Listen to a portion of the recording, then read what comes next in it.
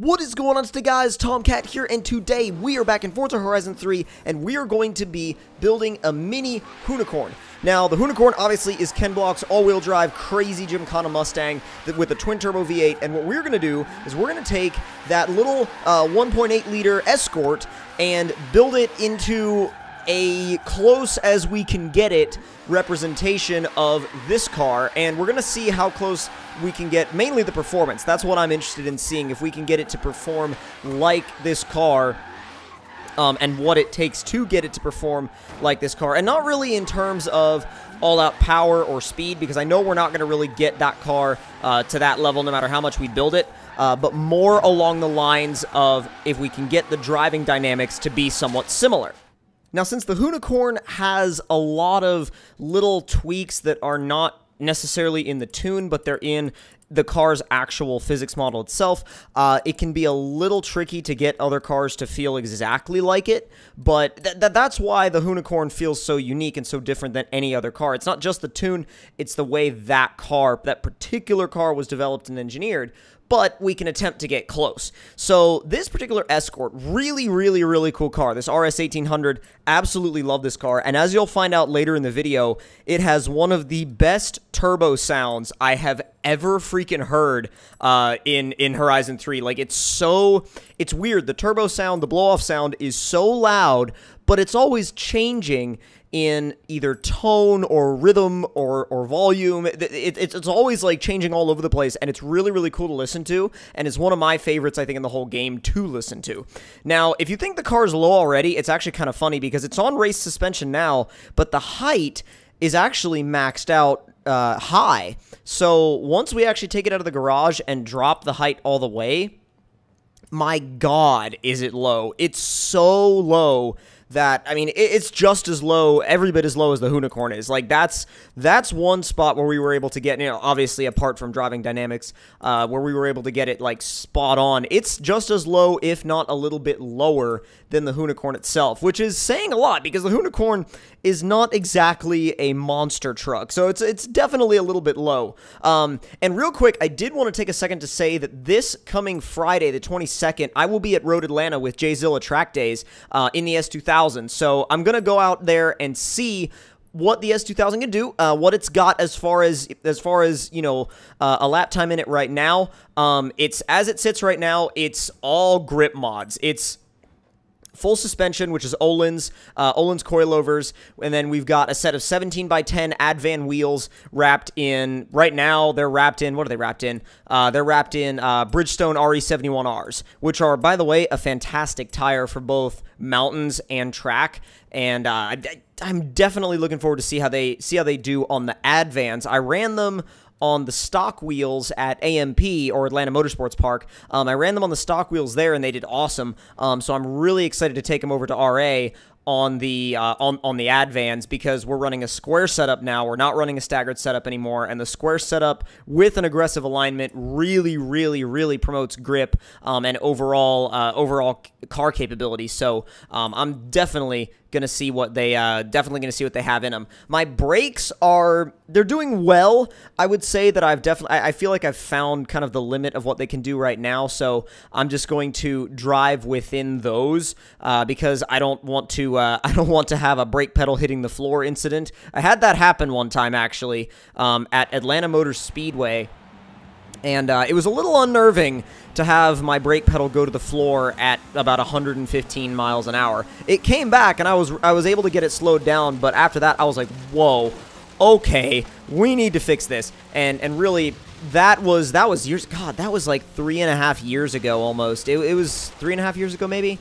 Somewhere around 3.5 years ago, at Atlanta Motor Speedway. Not Atlanta Motorsports Park, but Atlanta Motor Speedway. So, this time at Road Atlanta will be really interesting, actually, because we're on just mechanical grip right now. We haven't done any aero stuff yet, so once we do aero, we'll really be able to see, we'll be able to compare how the car did this coming track day. We'll be able to compare it to how it does later on down the road with the added aerodynamics, so which we're going to be doing. We're going to be doing a rear wing. Obviously, the rear wing is going to be the first thing, because S2000s, if there's one thing that really helps improve their balance on track, it's a rear wing.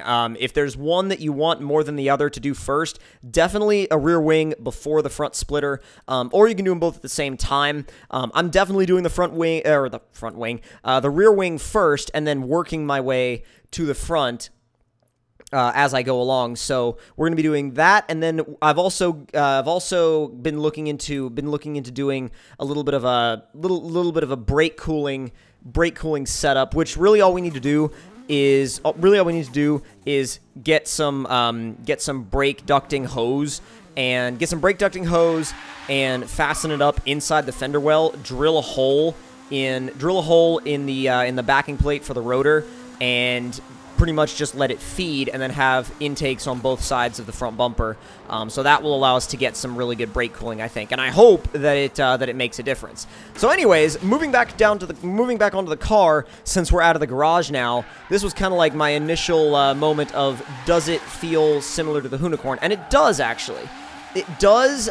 It's a lot easier to overcook corners in this than it is in the Hoonicorn. It doesn't feel exactly the same. I mean, I didn't think it was going to feel exactly the same. I thought it was going to feel close, because we did a similar diff setup, a very, very similar diff setup. It ended up being really close, and I think at the same time, it was like, okay, I get that even if you do a similar, if not the same exact tune setup, it's still not going to feel exactly like the Hoonicorn. Now, power-wise, obviously, you know, it's not as fast, but at the same time, it's extremely light, so it kind of makes up for a lot of that. It weighs just over 2,000 pounds, which is ridiculously light for an all-wheel drive car with over 700 horsepower. I mean, that's a really, really massive difference. Now, with this, what I really do notice in comparison to the Hoonicorn is that when you throw the back end, into a corner, when you do like a backwards entry or something, you tend to slide out a lot further in this than you do in the Hoonicorn. And I'm not sure if that's because the Hoonicorn just has more power and it has, you know, more wheel speed and you can just pull the entire vehicle back quicker, or if this just slides more, if there's something about this particular platform that just slides more. And I'll play with the tire pressures and see what I can do in terms of getting it to maybe put that grip to the ground a little sooner, or, well, not really sooner, but a little easier. And kind of just figure out what the car likes. Overall, I mean, it's a really fun little car. It works for drifting around. It works for, like, you know, gymkhana moves and things like that. It's not a drift car because it's all-wheel drive, not rear-wheel drive. But if you're looking to do just like Hoonicorn style stuff, this thing actually does pretty well. It's no Hoonicorn beater, that's for sure. The Hoonicorn is always going to be the Hoonicorn. But doing this as an experiment, I think it did better than I thought it would. I tried to go between those guys, and it didn't actually end up working out too well. But anyways, like I said, as an experiment, I think it did really well. And it is definitely a little bit of a learning curve to get used to this over the Hoonicorn. The Hoonicorn is really special because you can just jump right into it and go nuts right out of the box, basically. There's really nothing to think about. You just kind of go nuts, and the car just does literally whatever you want it to, and sometimes it does things you didn't expect it to do, but they end up looking cool anyway, so you're like, okay, cool. See, that was one of the spots where it slid out way further than I thought it would, and I think that could be partially due to my diff setup. I think I need to work with that a little bit. And then obviously just, you know, the driving, getting used to the car and getting used to how it responds. I'm more used to the Hoonicorn than I am to this.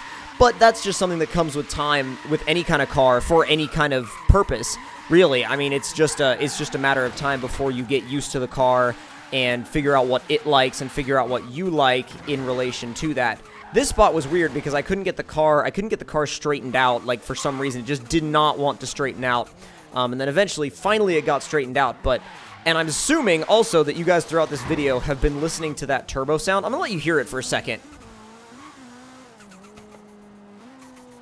It's so crazy. Like, it's loud. It's got different pitches to it. It's a really, really cool turbo sound, and I actually like it a lot. But if you guys enjoyed this build and enjoyed this video, don't forget to leave me a like. Tell me in the comments down below what you guys thought of it. And if you're new to the channel, don't forget to subscribe for more. We have 2 to 3 videos every single day. Occasionally we'll do 1 video, but it's usually either 2 or 3. And we'll be getting a lot more into obviously the new games that are coming out very, very soon, such as Forza Motorsport 7. We're going to be doing a massive Let's Play series on that, as well as live streams. So if you guys want to tune into that, feel free to subscribe either now or when those videos come out. It's up to you guys. But again, hope you all did enjoy. I'll see you guys next time. Talk to you all later.